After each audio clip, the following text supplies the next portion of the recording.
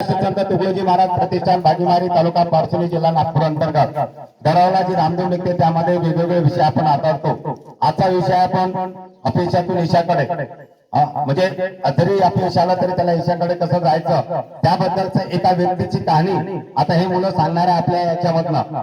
असा एक माणूस होता की त्या माणसाला अपयश आलं तरी पण तो शेवटी यशस्वी झाला आणि त्यांनी कसा यशस्वी झाला हे आता आपल्याला पुढे सांगतील। Ready 1 2 3 start. अपयशाकडून यशाकडे जाणाऱ्या हा माणसाचे नाव सांगा। हा माणूस वयाच्या 21व्या वर्षी व्यवसायात अपयशी ठरला।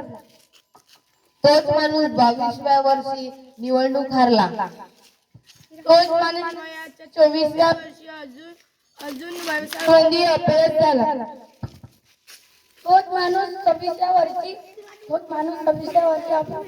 याची पत्नी मरण पावली।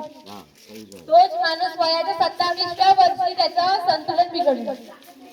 तोच माणूस वयाच्या 34व्या वर्षी पुन्हा निवडणूक हारला।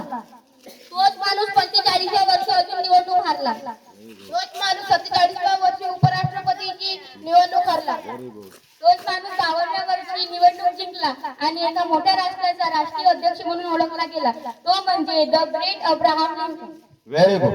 द ग्रेट अब्राहम लिंकन याची स्टोरी तो सातत्याने वयाच्या 21व्या वर्षापासून तर 97व्या वर्षापर्यंत त्याने हार मानली नाही। तो हारत गेला, सगळं अपयश त्याला आला, पण शेवटी 97व्या वर्षी तो एक राष्ट्राध्यक्षाची निवडणूक जिंकला आणि एका बलाढ्य राष्ट्राचा राष्ट्राध्यक्ष झाला। The great Abraham Lincoln. अशा प्रकारे देशाकडे जाणाऱ्या व्यक्तीची कहाणी तुम्हाला मोटिव्ह करतो, तुम्हाला एक प्रेरणा देतो आणि हे प्रेरणा देण्यासाठी तुम्हाला हे सांगण्यात आलं। धन्यवाद।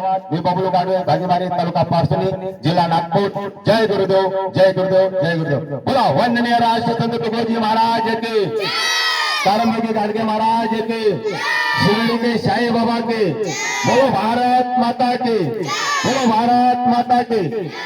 धन्यवाद। जय गुरुदेव, जय गुरुदेव।